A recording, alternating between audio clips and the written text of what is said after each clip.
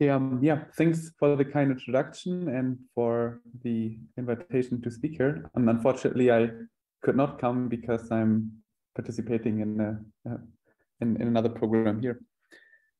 As pointed out, I want to talk about quotient symmetry-protected topological phenomena. And the main idea I want to convey is that trivial phases can actually have or can exhibit topological phenomena. And the work that I'm presenting today has been done in collaboration with my former student, Ruben Beresen, who is now a postdoc at Harvard, and Julian Bibo, who is a current student in my group. And also, please feel free to ask questions throughout my talk. At least then I know that I'm speaking into the void. Good. Let me start by discussing some general background.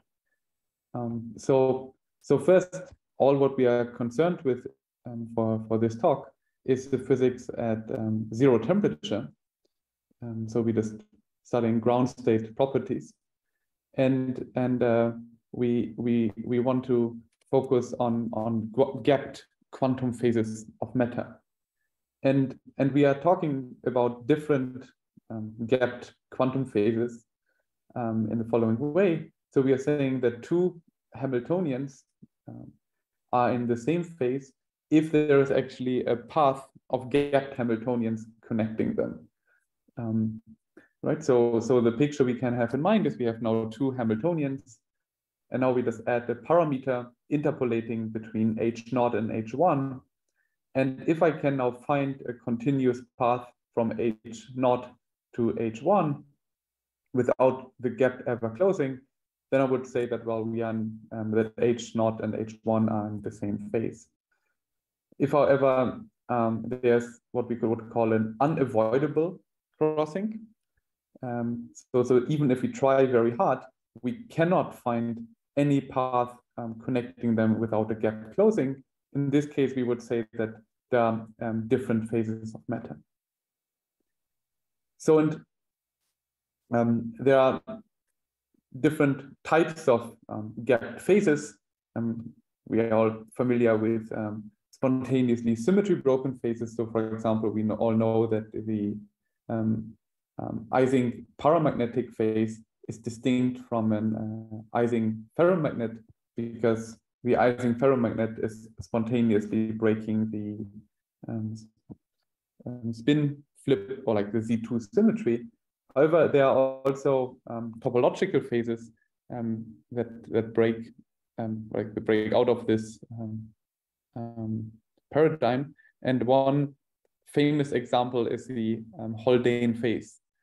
And while commonly studied in spin 1 chains, equivalently, we can also consider the Haldane phase in a dimerized spin 1/2 chain. So the spin 1/2 Heisenberg chain has various symmetries, and different symmetries contained in this Haldane phase can protect the SPT phase. So the model that we are looking at is now just a dimerized spin 1/2 chain where these S operators here are spin 1/2 operators, and now we have a dimerization. So we have alternating the strong and weak bonds. And now what we can do is we can now tune the coupling strength, or the relative coupling strength of even and odd bonds.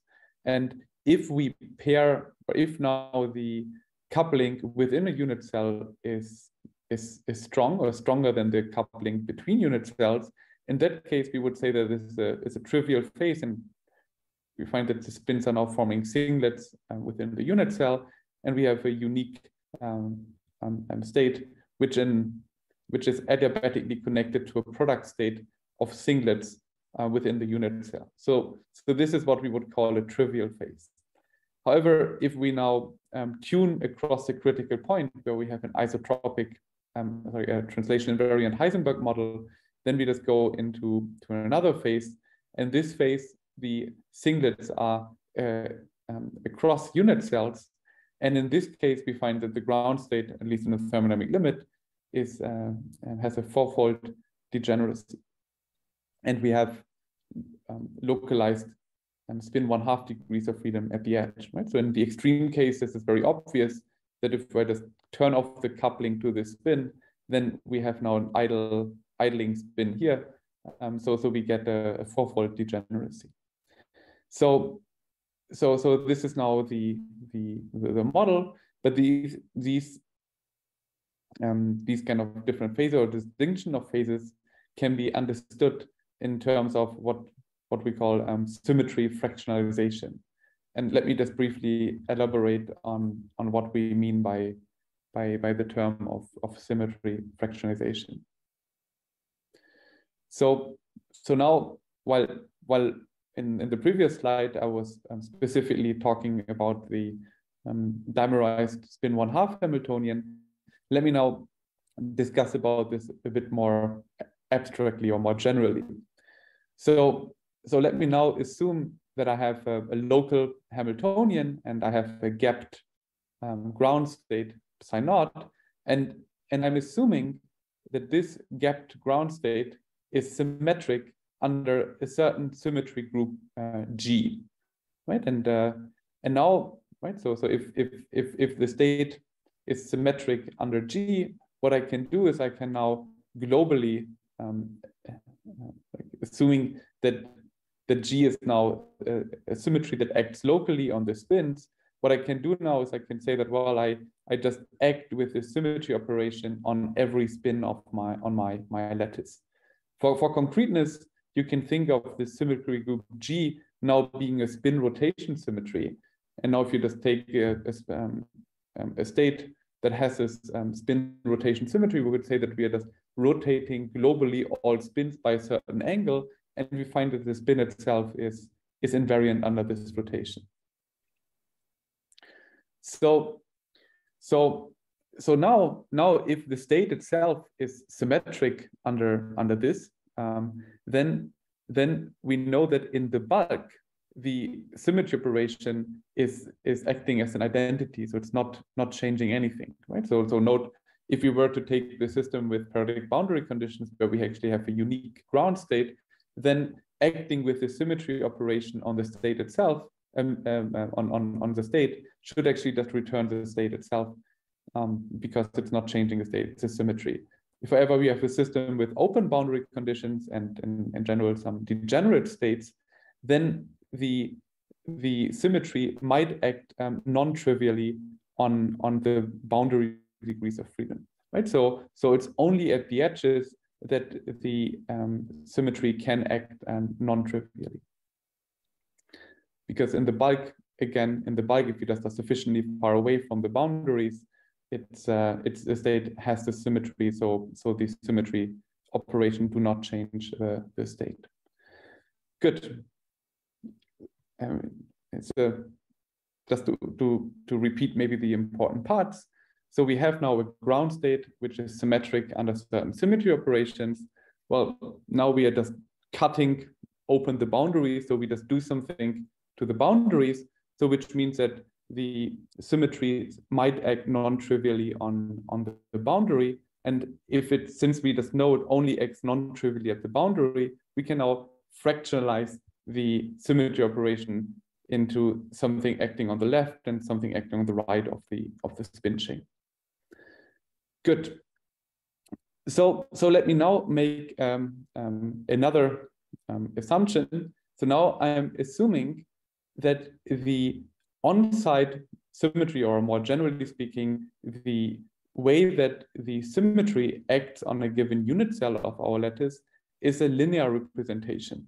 A linear representation means that if I now multiply the representations of some elements of my symmetry group, they're having exactly the same, following the same rules. So we find that U, like the representation of G, times the representation of H is equal to the representation of G times H. And this is the case for the example of spin rotations for integer spins, for example. However, the boundary, like the way how the symmetries act on the boundary, turns out it does not necessarily have to be a linear representation. It could also be a so-called projective representation. The projective representation is like a linear representation. However, we have an additional phase factor phi of g and h. Right? So we find that u of g times u of h is equal to some phase factor e to the I phi g and h times u of g times h. And these phase factors can be chosen quite freely. So we just have to obey certain structures of the representation. So for example, associativity. But if we're just following these kind of simple rules, we actually have quite a large degree of freedom to choose these phase factors. And in fact, if we take half integer spins, for example, we would find that those are projective representation because the Pauli matrices, for example, are anti-commute. So now we can recycle, or we can then use the classification of these different projective representation to directly classify different topological or symmetry-protected topological phases of matter. In particular, the strategy which we can follow is that we just taking now a spin chain or whatever one-dimensional model in this case, and we choose a ground state which is invariant under a symmetry, where the symmetry acts trivially on our degrees of freedom, so on a unit cell. And then all we have to do is to test how does the symmetry act on our boundary degrees of freedom. And then if it acts in a non-trivial way, then we know that we have an SPT phase. And moreover, if we have certain symmetries, we can actually look at if we just have a certain symmetry, we can check a table of projective representations, and then we can tell already beforehand whether this model can have an SPT phase or not. Right? So certain groups only have trivial representation, so then we know that these symmetries wouldn't be sufficient to give us any symmetry-protected topological phase. Good. So now we can utilize exactly this framework to go back to the Hamiltonian that we discussed early on.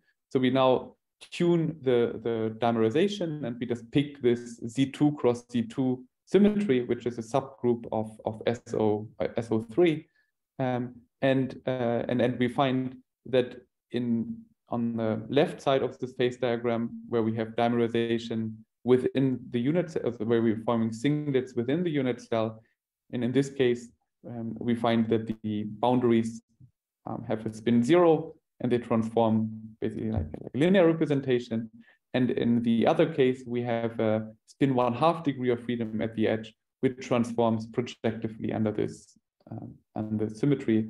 So we have now two labels we can use to distinguish these two phases, namely phi equals to 0 and phi equals to pi.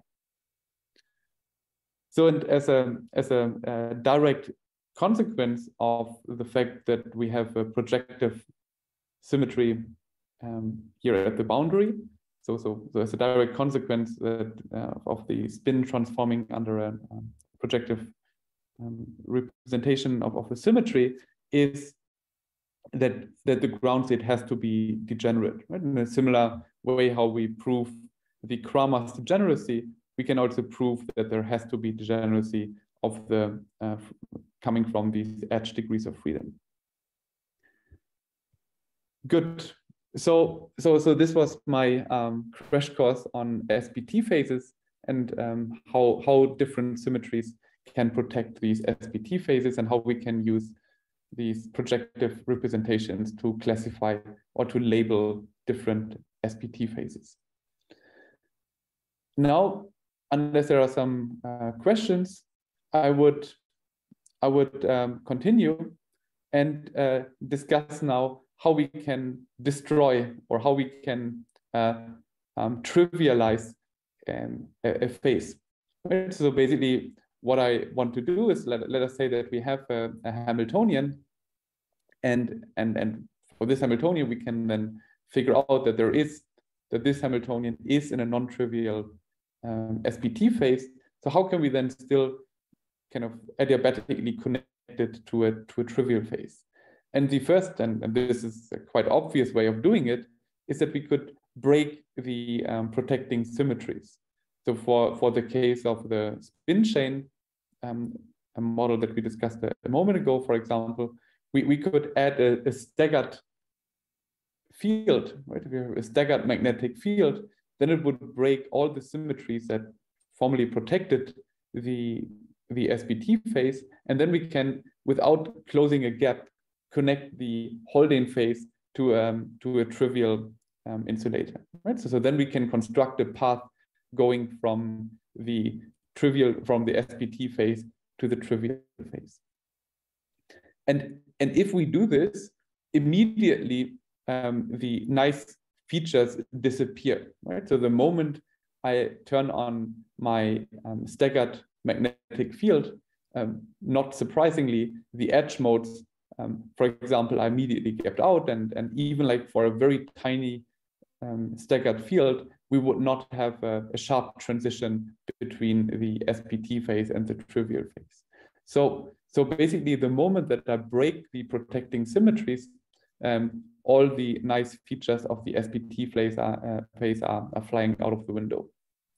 So now there's another, maybe a bit less obvious way how you can trivialize a phase, and this is actually by extending the symmetry group. And this was discussed in a bunch of papers over the last couple of years. So basically, and I'm going to show this in a moment, you can now actually make the symmetry group larger and show that you can explicitly construct a continuous path connecting the SPT phase to the trivial phase.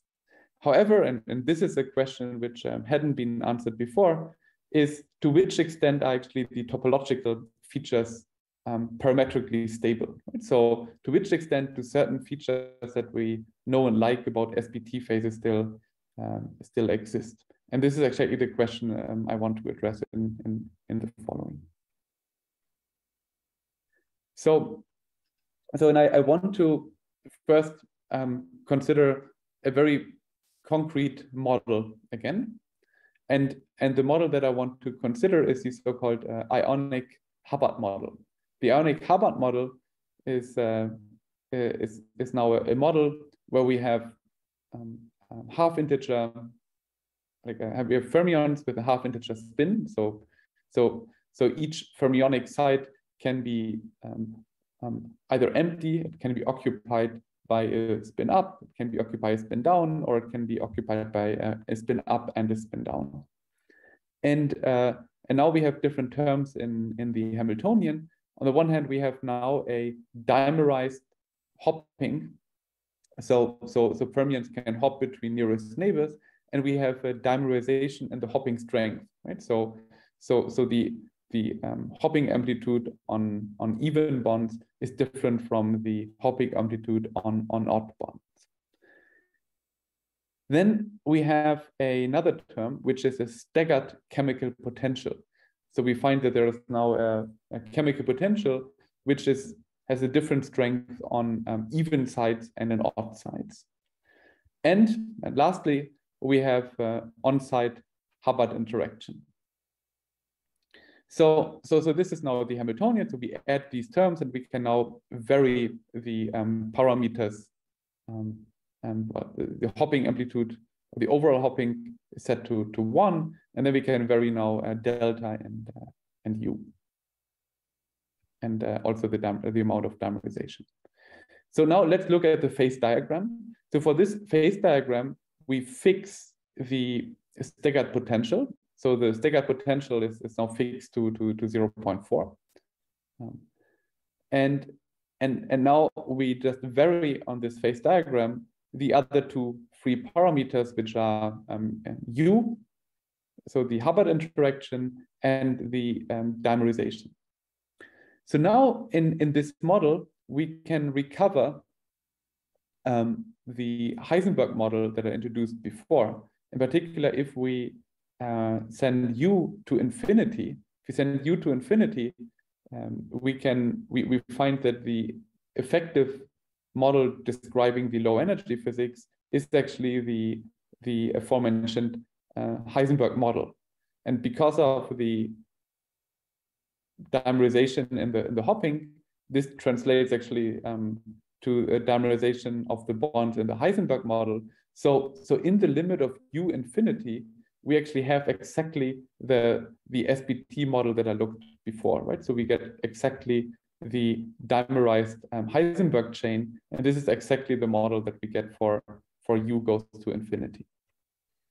So this part we understand, and then we'd also know that at U equals, or U goes to infinity, we have an SBT transition between a trivial phase on the left side to a topological SBT phase on the right-hand side. But now we can do something interesting. We can now namely lower U. So basically we could, just to have some exactly solvable path, what we can do is we can start from the fully dimerized case, where we have no hopping between the unit cells. And now we could slowly lower U to 0. If we lower U to 0, we have a non-interacting model. For this non-interacting model, we can actually now find just an adiabatic path from one dimerization to the other. Note, this is exactly where the staggered chemical potential comes into play, because if the staggered potential would be 0, then we would just have a Cauchy-Fahiga chain, and we know that the left side and the right side would also be in different topological phases for this model of free fermions. These would be different topological insulators, if you wish. But if you have this staggered potential, it breaks the protecting symmetries, and we don't have any topological phases here anymore. So we can now just follow this path, go from -1 to +1, and then we can just turn on U again, and we would end up in the SBT phase. So with this, I hopefully somewhat convincingly showed that if we allow a path where we just reducing U, that we can adiabatically go from what used to be an SBT phase to something that's trivial. So how can we now rationalize this? The way that we can rationalize it is actually by just changing the symmetry. So in the case of U infinity, we have the SO3 symmetry, because we have now a dimerized model. So, and if we just now group basically 2 spin 1/2, then they are transforming under an SO3 symmetry. However, in the limit of finite U, we have an SU2 symmetry. And in the limit of U goes to infinity, well, as I said, we found the SO3, which is now a quotient group, is SU2 mod Z2. And now we are just going back to what we learned about these SBT phases. As I pointed out, the different SBT phases are classified in terms of the kind of projective representation, or more specifically about the second cohomology group. And for SU2, the second cohomology group is actually trivial. So there are no projective representations for SU2, while, as I pointed out before, for SO3, we actually have the Z2, which means that we have 2 different phases. So we have the trivial phase and we have the topological phase. And the way how we can then trivialize the phases by including these fluctuation of the charge degrees of freedom. So now just looking at this phase diagram, we see that certain features remain stable. So first of all, we find that the degeneracy, or the zero energy edge degrees of freedom, remain stable until the parity gap closes. So in particular, and we can again visualize it quite nicely for the fully dimerized model, right? So let me just walk you through the plot that we are looking at. So now we're just going into the SBT phase, for example, and now we are just following the dashed line here, right? So and if we are for sufficiently large U, let's start here. So we start for sufficiently large U up here, and here we find that the ground state is in the sector where the total parity is +1. Right? So we have an even number of sites. So we have an even number of fermions on our system, and if we now look at the states, we find that there are there's one electron is on the far left, and one electron is on the far right, and because of the spin symmetry, because of the rotation symmetry of a spin, we know that there are 4 of these ground states, right? So if there's one electron localized at the left, then and they can be both either up or both can be down, and one can be up, one can be down, and the other one can be down, and the other one can be up. Right. So we find that in this case, the ground state is given is going to be 4-fold degenerate, and this is because we have one electron on the left and one electron on the right, and it's simple to understand in the case where we just completely dimerize it, because in this case they're just really 2 decoupled electrons. But now, as we tune U, we actually see that that if the U is sufficiently large, is sufficiently small, then we find that there's a level crossing of boundary states, and the ground state is given in the case where both particles are just or where 2 electrons are localized on for example the leftmost side. Right. Again, you can understand this easily in the limiting case when you just turn off the dimerization, where we just turn off coupling between the unit cells. Good. So the upshot is that we find that this 4-fold degeneracy is robust until a boundary transition occurs. And the same what is true for the energy of the what was true for the energy eigenvalues is also true for the entanglement spectrum, right? So if we just take our spin chain, we cut it into 2 halves as indicated here by the dashed line, and we just look at the reduced density matrix for say only the left half of the spin chain, then we can look at the so-called entanglement spectrum or the eigenvalues of the reduced density matrix, and we find that again those do have a transition where they are 2-fold degenerate for sufficiently large U, and then they are getting non-degenerate for sufficiently small U.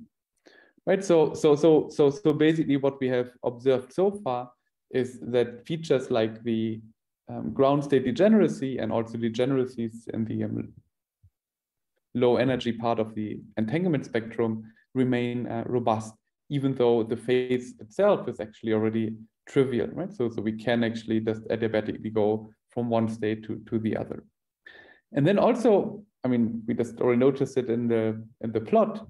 We see that the phase transition itself is actually robust. So we just do see that the phase transition, there remains a continuous phase transition up to a certain value of U. And this again has been already observed previously in numerical studies that I forgot to cite here. But we can now understand what's going on using the ideas of these quotient group SPTs. So in particular, find that the phase transition between the trivial and the SPT phase does not immediately gap out after extending the symmetry group. And we can now understand this in terms of a so-called emergent Liebschuls-Mattes theory. And let me just argue how this works. So this model has a duality symmetry. In particular, if we have a duality symmetry that we just can change delta, like delta is now the strength of the dimerization to minus delta, and thus we know that if there is a direct transition between those phases, this direct transition has to occur at delta equals to 0. And this is actually due to modified translations that we can introduce, right? So we can now define these modified translations which are just like regular translations times a phase vector of -1 to the power of n, and n is now the side index. And now we can now we actually know, and this we just know from a textbook. So we know that if u is going to infinity, so if we are in the limit that the system actually maps onto a spin 1/2 spin chain, that then Liebschultz-Mattes actually guarantees a phase transition at delta equals to 0. And this is because we have a translation invariant state with an on-site projective representation, and then we can run through Liebschultz-Mattes argument and then show that there cannot be a unique gapped state, but instead the system either has to spontaneously break the symmetry, has to spontaneously break translation symmetry, or the ground state is critical. So, and now, and this I want to argue on the next slide, is that the same argument actually holds not only at u infinity, but it actually continues to hold even at finite values of u. And there's what we find we call an emergent Liebschultz-Mattes. And this emergent Liebschultz-Mattes actually enforces the parametric stability of the phase transition. Let me now argue or just sketch how we can derive this emergent Liebschultz-Mattes. So for this, we find actually that that we can define sort of a string order parameter. So we find that the fermion parity has some long range order as long as the fermionic degrees of freedom are gapped, right? So we have a gap, right? So it's an so we are in a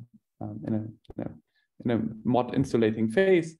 So we find that creating or removing a fermion comes with a finite energy any cost, and thus we can now write down a string order parameter of the type shown here. So if we just have the product of the parity operators, so these parity operators P now measure the parity on a given site. And that's like an easy exercise to do in the limit of u goes to infinity. In the limit of u being infinity, we know that we have exactly one fermion per site. And in this case, the fermion operator is just a -1.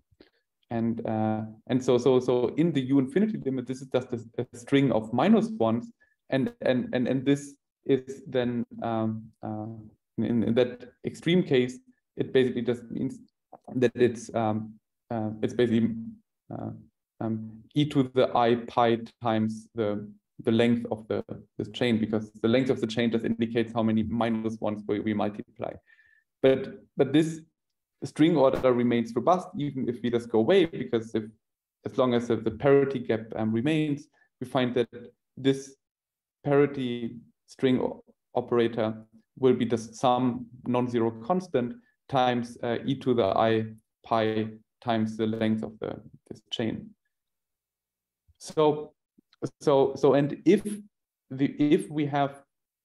if this value theta is equals to pi, this implies now an emergent anomaly that forbids unique gapped ground state. Right? So basically this we can, so if theta is equals to pi, we can actually show explicitly that there's some analog of the Liebschultz-Mattes theorem. And now what we can do is we can now just calculate is the string order telling us whether theta is 0 or pi. Right? In a similar way, how we can detect SPT phases, we can now just measure a string order telling us whether theta is 0 or pi. So we have a string order which is defined in the way as shown here. So we have just the product of pk, and pk is now just the parity operator, just and then we just have on the last side on J, we have just the parity operator plus or minus 1, and then it's somewhat easy to see that this string order parameter is 0 or 1 as long as we have parity symmetry, and then it's the expectation value of the string order parameter is non-zero for a plus if theta is 0, and the expectation value of this string order parameter is finite for minus if we are in the theta equals to pi phase. And now we just can calculate this, and we see that as long as u is sufficiently large, we see that that theta is equals to pi, and for small theta, like for small u, we find that theta is equal to 0. And now the question is like how can we actually get from one to the other? And there are actually two ways. One way to change theta is to close the parity gap, but the system never closes the gap, so the state remains gapped, like the parity remains gapped at all times. So the other option is that the system can spontaneously break the translation symmetry, and this is exactly what the system does at this point. So we have like now some coexistence regions where both of these string orders are non-zero. Good. So this is now basically the resulting phase diagram. So we find that the parity gap is now protecting the phase transition, and the reason that we know that there has to be a phase transition is because of an emergent Liebschulte-Mattes theorem. So in what I showed here for in detail for this Ionic Hubbard model actually generalizes much further. So we can actually just have a very general statement. So we could say that, well, let us now say that we have SPT protected by symmetry group G. Now we're just extending the symmetry group to a larger group G tilde, such that G is now G tilde mod H, and now the quantum numbers of the additional symmetry group H label now distinct representations, and edge modes remain robust as long as excitations charged under H remain gapped. Right. So now basically we know exactly how to systematically create these QSPT phases. And this framework not only works on 1D chains, we can also generalize it to two-dimensional SPT phases. So for example, if we have a Z2 protected two-dimensional SPT phase, we can just extend it to Z4, which doesn't have SPT phases, and then we would have the same sort of features, and then we have like some emergent 2D, like emergent 1D anomaly. And there was a recent work on the archive where this was also extended to so-called symmetry-enriched topological phases. So I think I'm probably already soon running out of time. So let me just very quickly just show a few more slides. So first, I want to show that this is now actually directly applicable, because, for example, in cold atom systems, it's possible to realize the Heisenberg model in starting from a Fermi-Hubbard model, and in this case now the interaction strengths can be directly be tuned, And in these cases, one can then directly measure string order parameters showing the realization of a Haldane phase and also a trivial phase, depending on how the interactions are tuned in these models. Lastly, let me just point out very briefly that the same framework also allows us to understand quantum criticality and more complex spin chains. And for this, we can think of some generalizations of the cluster state model to higher spins. And these are now models which systematically can give us SBT phases for Zn cross Zn symmetries. Here is just the example for Z4 cross Z4. And one thing that is known, as shown by this paper by Zhu et al., is that there are direct transitions between neighboring SBT phases. And one thing that was not really clear is what's happening if there are transitions between phases which are not neighboring phases. So if you just have a phase from an SBT phase, maybe the trivial phase, to D equals to 2 phase, and D is now labeling basically the phases in terms of the edge modes. So, and then one can just use a similar argument of having some emergent anomalies, and from this we can actually argue that certain transitions are not allowed. So, for example, in a certain limit or certain parameter regime, we can actually argue that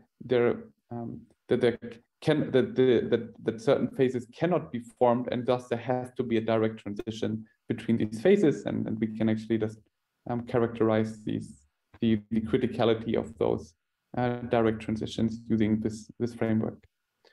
Good. So let me now conclude.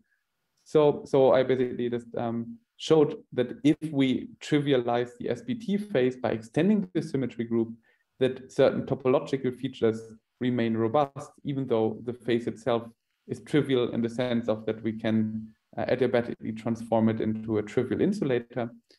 And the same framework can actually be allowed, can allow us to understand criticality and somewhat more complex spin chains. And with this, let me thank you for your attention, and also I want to thank my collaborators, Ruben Brazen and Julian Bibo, for working on this together. Good. Then thank you for your attention, and sorry for running a bit over time. Thank you very much. Now the talk open for questions.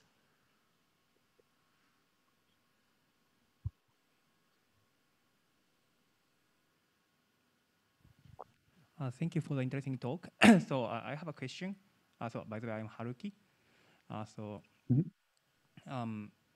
you say like you extended symmetry, but for me it sounds like you extended the like a Hilbert space itself, from the spin Hilbert space to electrons Hilbert space. So can you yes, indeed. I mean, we enlarged the possible passes by extending your Hilbert space when you connect two phases in your phase diagram, like previously right, not allowed path is now allowed because you extended the Hilbert space, right? Yes, but that itself is not a problem. So yes, we do, like the Hilbert space in the limit of infinite U is projecting down to having only sites which are singly occupied.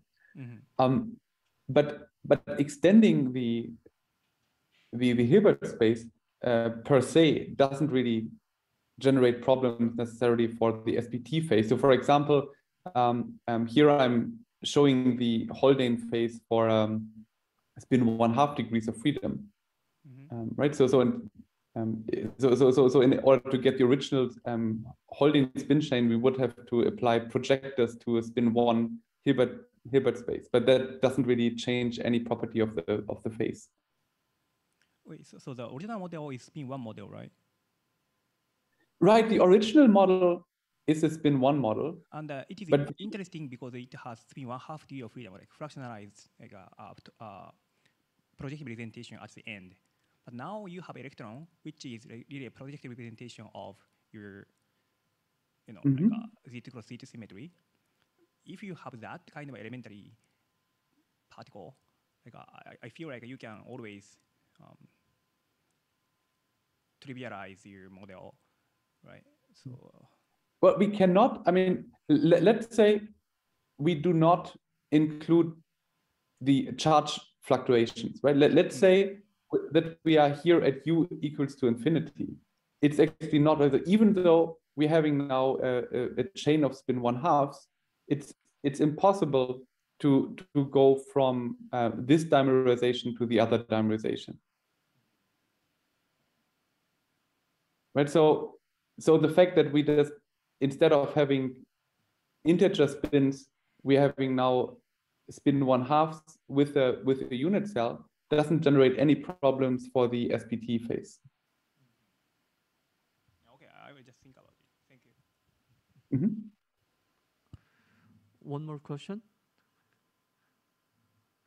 So does the blue line coincide with some string-like, some condensation transition of string-like order parameter, the blue line? I'm somewhat confused because this is spin 1/2.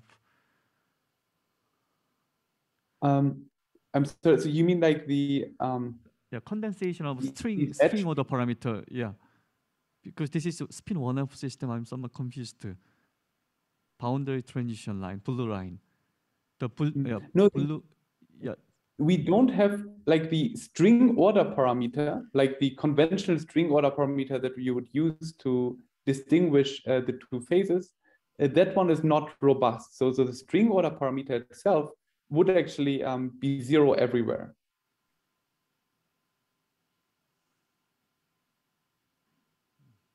So the string order is not robust if we just include charge degrees of freedom, or if you just include charge fluctuations, but the edge degree of freedom is. And those are really just like the dashed blue line does not have consequences within the bulk.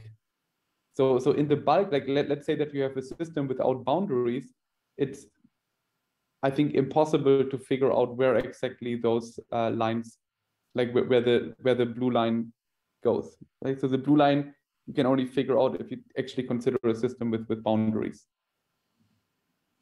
Okay, I see. Let me consider more. Okay, thank you very much, yeah, Frank.